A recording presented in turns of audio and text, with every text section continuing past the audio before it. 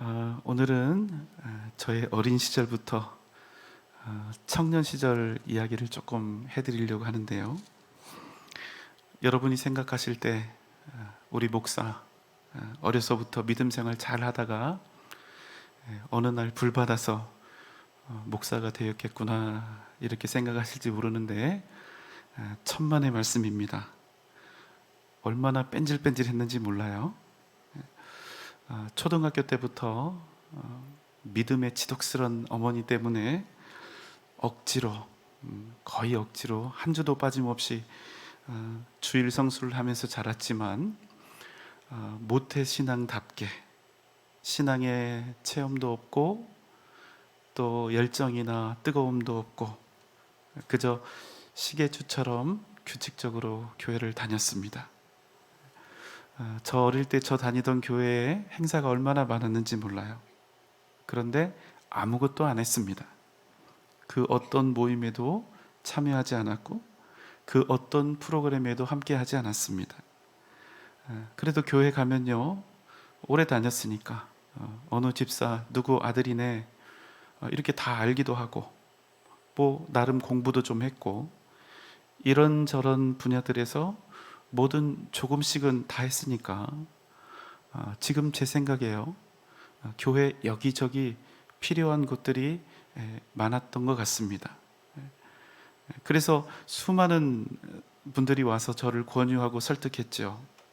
그렇지만 저는 꿋꿋하게 그 모든 시험과 유혹을 이겨내고 그 어떤 모임에도 그 어떤 행사에도 전혀 참여하지 않았습니다.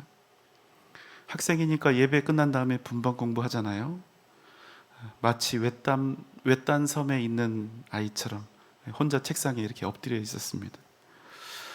제가 초등학교 때 바이올린을 한 5년 정도 했는데요. 그때 바이올린 하는 사람이 많지 않아서 꽤 귀했습니다. 어느 날 성가대 지휘하시는 우리 지휘자가 그 선생님이 오셔서 저에게 찬양대에서 바이올린을 좀 하자고 그렇게 권유를 하더라고요. 제가 어떻게 했을까요? 그때 한 초등학교 5학년, 6학년 이 정도 되었던 것 같은데 이런 지하에 선생님의 부탁을 거절했습니다. 나는 시간이 없다고, 나는 바빠서 도저히 할 수가 없다고 그랬죠. 그 초등학교 5학년짜리 꼬맹이가 바쁘면 얼마나 바빴겠어요? 그래도 기를 쓰고 나는 교회에서는 아무것도 안 하겠다고, 어떤 모임이나 어떤 행사에도 참여하지 않겠다, 그렇게 고집을 부렸습니다. 그래서 제가 이렇게 산부 예배를 드릴 때마다 저쪽에 앉아있는 우리 자녀들을 보면 얼마나 고맙고 대견한지 몰라요. 제가 저 나이 때는 한 번도 상상하지 못했던 그 일을 우리 자녀들이 하고 있는 모습을 보니까 너무나 가슴이 뛰고 기쁩니다. 시간이 흘러서 대학생이 되었습니다. 여전히 주일 성수는 잘 했지요. 그렇지만 딱 한계를 정해놓고 믿었습니다. 처음에는 대예배만 드렸어요. 청년대학부 가지 않고 축도가 끝나기가 무섭게 후다닥 교회를 벗어났습니다. 그러다가 반강제로 걸려서 청년대학부에 가게 되었습니다. 제가 여러분 전주 서문교회 출신인데요, 그때 청년대학부가 참 잘 됐습니다. 숫자가 최소한 150명이 넘었던 것 같아요. 그런데 청년대학부에 가니까 그곳에 있는 형제자매들이 저를 얼마나 귀찮게 하는지 몰라요. 너무나 반갑게 맞이해주고 어떻게 해서든지 저와 좋은 관계를 맺고 이렇게 따뜻하게 해주려고 노력을 많이 했죠. 제가 얼마나 귀찮았는지 모릅니다. 이런저런 모임들이 많이 있으니까 꼭 같이 하자, 꼭 한번 와라. 그래도 제가 어떻게 했을까요? 가지 않았습니다. 내가 이만큼 믿음 생활하면 됐지 뭐가 부족하다고 자꾸 참견이냐, 속으로 이랬어요. 자꾸 그래도 권면을 하니까 제가 어떻게 했을까요? 그래도 제가 20년 동안 쌓아놓은 거절의 노하우가 있잖아요. 천사 같은 미소를 지으면서 또 때로는 시간이 없다, 바쁘다, 나 공부해야 된다, 제가 법대 나왔잖아요. 고시 공부해야 된다 이러면서 그 손길들을 다 뿌리쳤습니다. 예배가 마쳐지기가 무섭게 다름질을 쳐서 교회를 벗어났죠. 붙잡히면 또 끌려갈 수 있으니까. 그게 제 처음 대학부 생활이었습니다. 그런데 이 사람들이요, 지치지도 않아요. 눈치를 줘도 상처도 안 받아요. 자꾸 간절하게 권면을 하니까 어쩔 수가 없어서 얼떨결에 딱 한 번, 우리로 말하면 목장 모임에 가게 된 거예요. 붙들려서 끌려가게 됐는데 그곳에서 전혀 색다른 그런 광경을 보게 된 것입니다. 무엇을 보았을까요? 진심을 다해서 서로를 향해 마음을 열고 삶을 나누고 그 가운데 말씀을 붙잡고 그 말씀대로 살아가려면 어떻게 해야 할 것인가, 그 말씀대로 살아가기 위해 고뇌하고 있었던 그 풋풋한 청년들이 있었던 거예요. 그래서 놀랐습니다. 예전에는 저 역시도 예배 시간에 설교 한 편 들으면 그것으로 족하다 이렇게 생각을 했죠. 그런데 여러분, 그것으로는 내가 바뀌지 않아요. 왜요? 아무리 은혜로운 말씀을 들어도 그 말씀을 가지고 내 삶에 직접 적용해서 고민하며 애타하며 내 스스로를 향해서 도전할 그 기회가 없기 때문에 그래요. 뒤를 돌아봤습니다. 예수 그리스도의 흔적이 저에게 없어요. 20년을 교회를 다녔는데 예수 그리스도의 향기도 없습니다. 내가 믿는 사람이라고 말하지만 믿음의 사람답지 못했어요. 그저 세상에 대한 욕심과 욕망으로 가득했습니다. 여러분, 우리가 은혜 받았다는 말을 많이 하는데 여러분의 은혜는 어떤 것입니까? 은혜 받았다는 말이 참 무색할 때가 많아요. 우리가 생각하는 은혜 받았다, 이 말의 의미는 무엇입니까? 오늘 설교 시간에 감동받았다, 좋은 얘기 들었다, 가슴이 찡했다, 뭐 이런 거 아닙니까? 그런데 그 은혜 받았다는 말씀, 그 받았다는 은혜가 어떻게 됩니까? 이 문을 나갈 때 교회에게, 이 목사에게 감사하다고, 은혜 받았다고 인사하면서 문 나가는 순간 다 잊어버려요. 여러분, 오늘도 한번 시험해 보세요. 오늘 이렇게 한 30분가량 말씀을 듣게 될 텐데 나가시면서 설교 제목 내가 기억하고 있는지 한번 보시라고요. 그러니 여러분, 이 말씀이 내 삶에 아무런 능력이 되지 못하는 것입니다. 그저 예배 시간에 잠깐 좋은 느낌을 주었던 막연한 메시지가 되어서 내 인생에서 사라져버리는 거예요. 그래서 어떻게 됩니까? 교회를 10년 다니고 20년 다니고 30년을 다녔죠. 집사가 되고 중직자가 되어도 생각이 바뀌지 않고 인생이 달라지지 않는 것입니다. 왜요? 사람이 바뀌지 않기 때문에. 여러분, 언제 바뀝니까?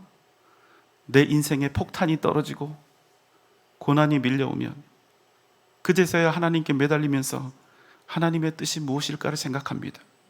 벼랑 끝에 세워놔야 비로소 진짜 은혜가 무엇인지, 내가 믿음으로 산다는 것이 무엇인지를 생각하게 되는 것입니다.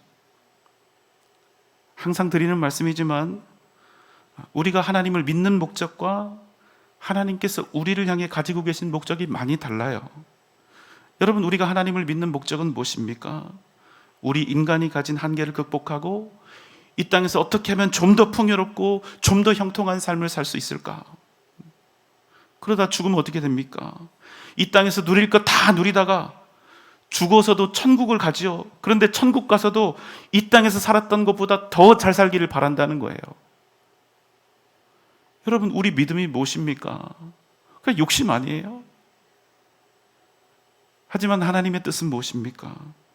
우리에게 무조건 풍요나 형통을 주시는 것이 아니라 우리가 더욱 하나님의 백성답게, 하나님의 자녀답게 거룩하고 정결한 믿음의 사람이 되기를 바라시는 것입니다. 그런데 여러분, 이게 잘 안 돼요. 왜요? 우리 인생이 어디에 초점이 맞춰져 있어서 그렇습니까? 그저 세상에서 생존하고 세상에서 더 잘 사는 그 일에 우리 인생의 목적과 초점이 맞춰져 있는 거예요. 그래서 여러분, 우리 인생살이에 걸리면 믿음 생활이고 교회 생활이고 주님이고 다 뒤로 밀려버리는 거예요. 여러분, 우리의 믿음 생활이 진짜 믿음 생활이 되려면 우리의 믿음이요, 최소한 세상살이보다는 앞에 있어야 하는데 뒤에 있단 말입니다.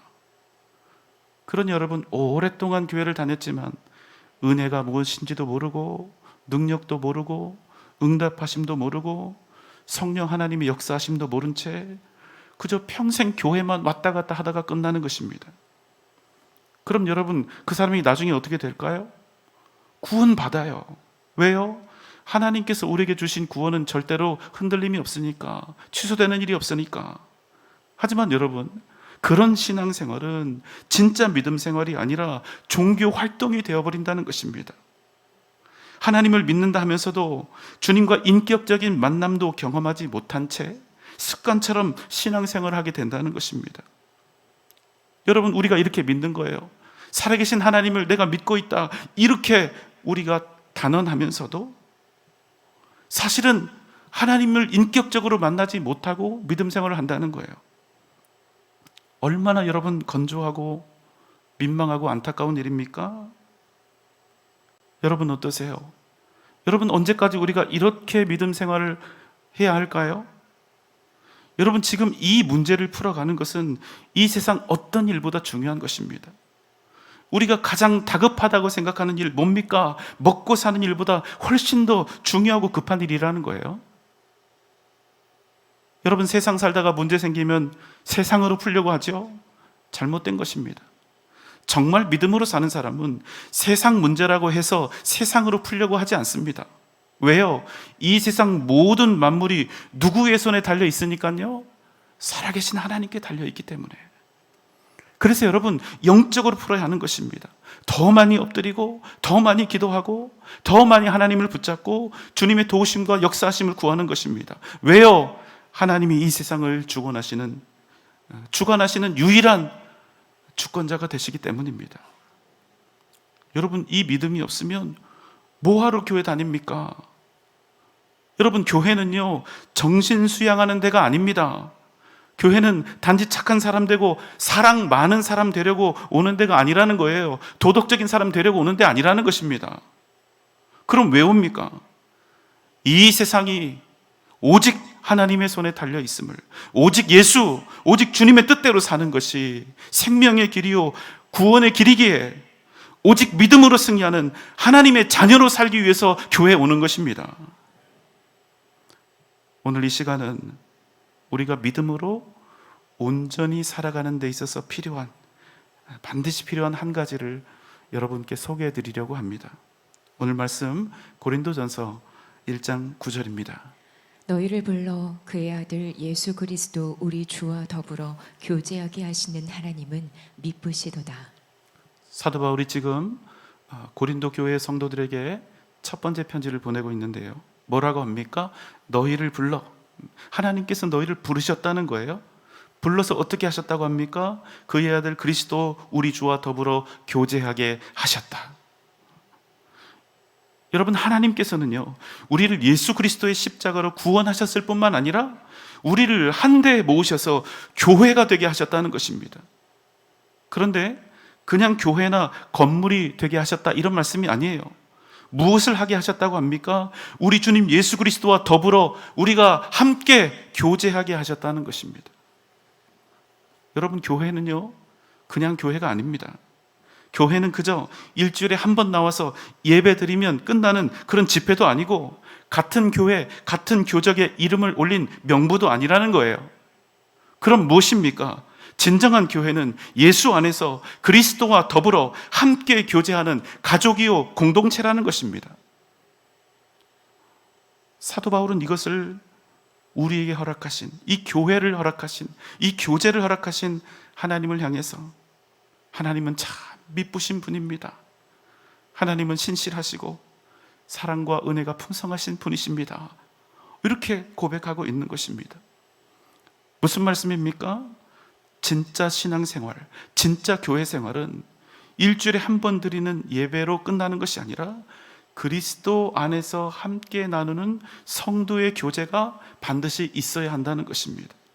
하나님께서 이 교제 속에, 이 만남 속에 교회의 진정한 가치와 공동체를 통해 누리는 풍성한 은혜를 담아주셨기 때문입니다. 6절로 8절의 말씀입니다. 그리스도의 증거가 너희 중에 견고하게 되어 너희가 모든 은사에 부족함이 없이 우리 주 예수 그리스도의 나타나심을 기다림이라. 주께서 너희를 우리 주 예수 그리스도의 날에 책망할 것이 없는 자로 끝까지 견고하게 하시리라. 우리가 그리스도 안에서 함께 교제하면 어떤 일이 일어납니까? 그리스도의 복음이 우리 안에서 단단하게 견고하게 됩니다. 우리가 함께 교제하면 우리에게 있는 은사가 무엇인지가 발견이 되고 그 은사들이 풍성해집니다. 그렇게 성령 하나님께서는 우리 주님께서 오시는 그날까지 우리를 책망할 것이 없는 이들로 견고하게 하시는 것입니다. 그럼 여러분, 우리가 어떻게 해야 합니까? 우리 교회에는 제자훈련과 목장이 있습니다. 전도회와 각종 모임이 있습니다. 사역이 있습니다. 먼저 여러분, 제자훈련이 우리에게 주는 탁월한 유익은 무엇일까요? 우리의 마음과 생각이 달라지고 우리의 습관이 달라지고 사람이 달라지고 그 인생이 변화되는 것입니다.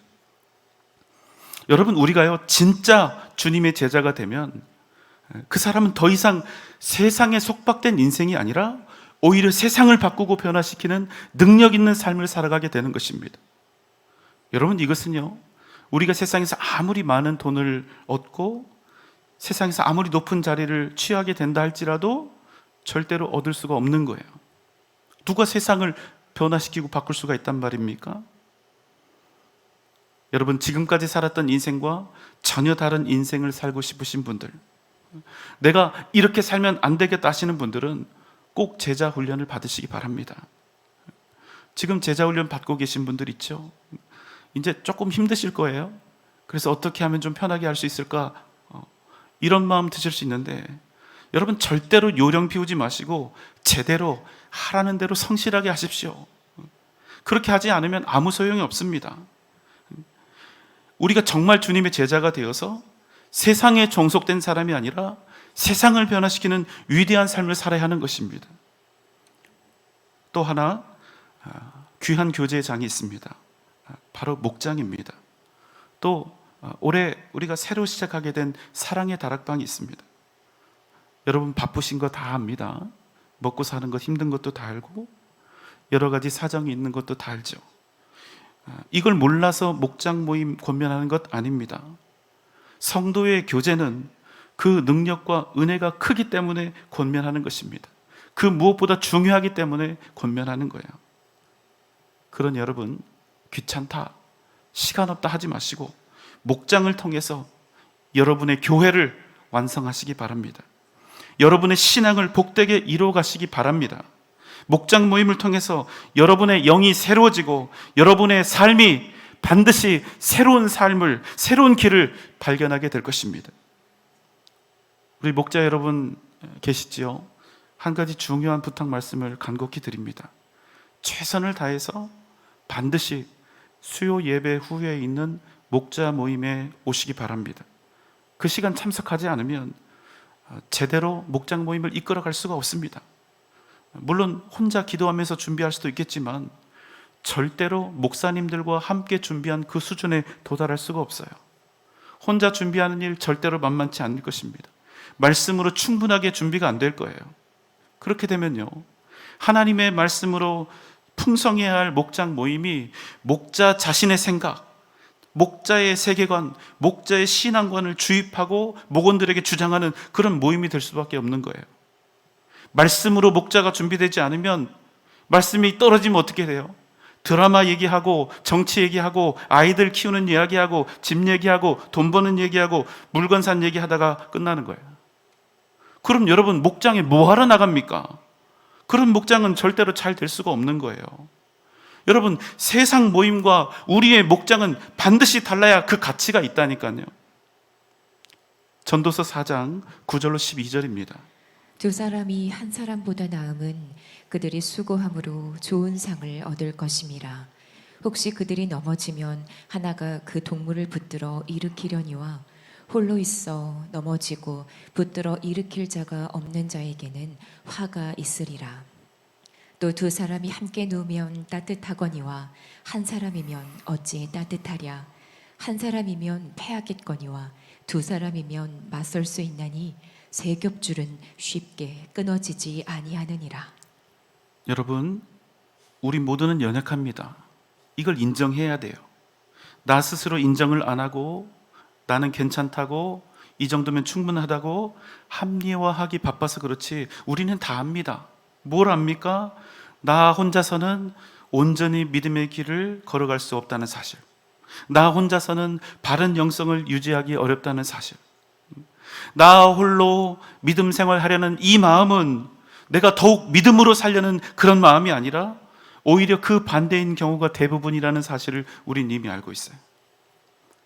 그래서 여러분, 우리가 반드시 주님 안에서 함께 교제해야 하는 것입니다. 우리가 서로에게 세 겹줄이 되어서 함께 믿음의 공동체를 이루어가야 하는 거예요. 잊지 마십시오. 우리가 그리스도 안에 함께 있으면 그 교제는 반드시 우리에게 은혜와 능력을 가져다 줍니다. 서로를 견고케 하는 세 겹줄이 되어서 서로를 붙들어주고 서로에게 따뜻한 온기를 전하며 함께 더불어 좋은 상을 얻는 놀라운 역사를 이루어가게 되는 것입니다. 여러분, 우리의 모임이 세상의 모임과 가장 크게 다른 이유가 무엇인 줄 아십니까? 우리의 모임들, 예수 그리스도의 이름으로 모인 우리의 모임 가운데는 반드시 언제나 살아계신 하나님이 임재하신다는 거예요. 그래서 여러분, 우리의 모임은 세상의 모임과 다릅니다. 우리의 모임은 그냥 모임이 아니라 하나님의 능력이 나타나는 역사의 현장이 된다는 것입니다. 비록 우리가 이 세상에서 고난과 아픔이 가득할지라도 이 교제와 만남은 우리에게 세상이 줄 수 없는 위로와 기쁨을 가져다 줍니다.